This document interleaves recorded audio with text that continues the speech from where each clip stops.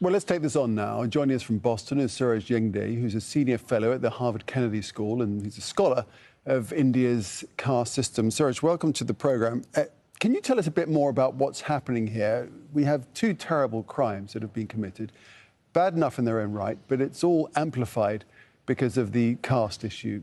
Can you give us a bit more context around this? Thank you, Nick. What we have seen in this incident is the assault that was committed upon two Indian women had a particular layer that made it more violent, more acceptable, and more probable to get an impunity, which was their caste. Both of these women belong to the Dalit caste, which has been the most marginalized community for over 3,500 years. And I think the practice of inflicting caste violence through rape and other forms of gory attacks is to subjugate the condition of Dalits to a permanent subhuman level. Can we draw parallels, do you think, with the Black Lives Matter movement and the cause that millions have got behind? Oh, absolutely. I think in India, what we have is the layering of caste has completely been ignored or sidelined, even by the progressive circles, let alone the world media who thinks about liberal values, simply because the caste context brings so much insecurities. Many of the people who represent the cause of India to the international forums, and so forth, are themselves belonging to one of the what I call oppressor castes.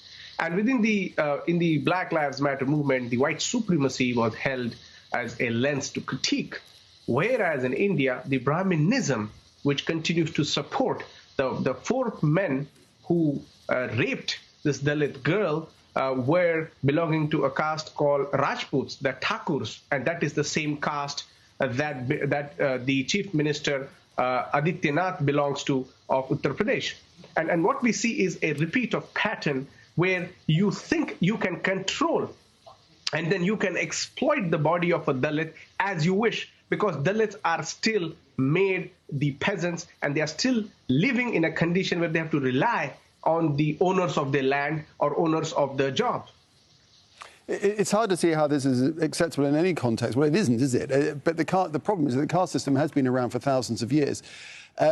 So how do you get to dilute it? How do you get to change things? I think, what we need to do is we need to now strengthen the communities. We can't rely on the benevolence of the dominant caste, and that's never going to work out. And the world revolutions happened. We fought colonization, not upon the benevolence of the oppressor, but we took the responsibilities upon ourselves. And I think it is about time that the world community recognizes the cries of Dalit. And as recent as a data of 2019 shows, 10 Dalit women are raped every day. Now, Nick, I just want you all to digest that.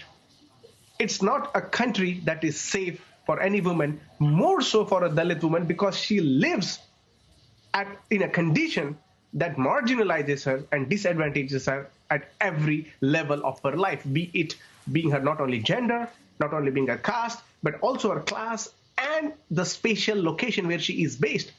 Now, this adds into what we see a form of nasty, slow genocidal tendency that happen upon Dalits. And I think it's upon the Dalits that we have to see how human rights are framed and how new policies that we have to imagine have to go through the humanity of those most vulnerable, poor, oppressed Dalits. Right, extraordinary, shocking figures that you're talking about there. You say that the world community needs to stand up and take notice and get something done. But what about the national government? What about the Indian government? The Prime Minister Narendra Modi has said that the strictest action will be taken, but many accuse Modi's Hindu nationalist government of not protecting these marginalised sections of society. Oh, absolutely. You see now the Modi represents a certain ideology that wants to establish a Hindu Rashtra, a Hindu nation. And Hindu nation means subjugation of Dalits to the untouchable status. There is no Hindu nation without the untouchables. There is no equality. If we look before 1950s, a legal doctrine was yet to keep Dalits into subhuman level. So when they try to paint a picture of Muslim as an aggressor, as an assaulter, what they want to hide is that the condition of Dalits which is apt to the level of they want to have a free slaves to work under them. And that's why they have created this whole regime of trying to out Muslims, which then again, of course, get to receive the flack for their own being Muslim. But here in the Dalit sense is Dalits are also Hindus. How do you then justify this? And no nationalist, no Hindu bandwagon have even condemned this to say that this was a Hindu. And by the way, the girl who was raped, gang raped, was a Hindu herself. Her parents were saying they wanted to do the last rites with the Hindu ritual.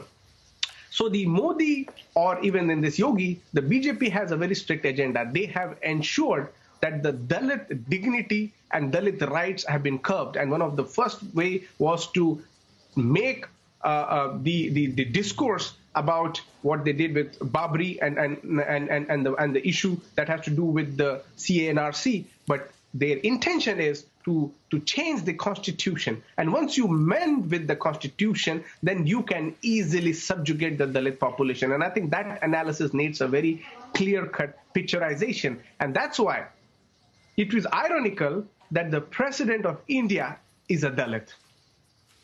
Yet the atrocities that continue to be committed are also upon Dalits.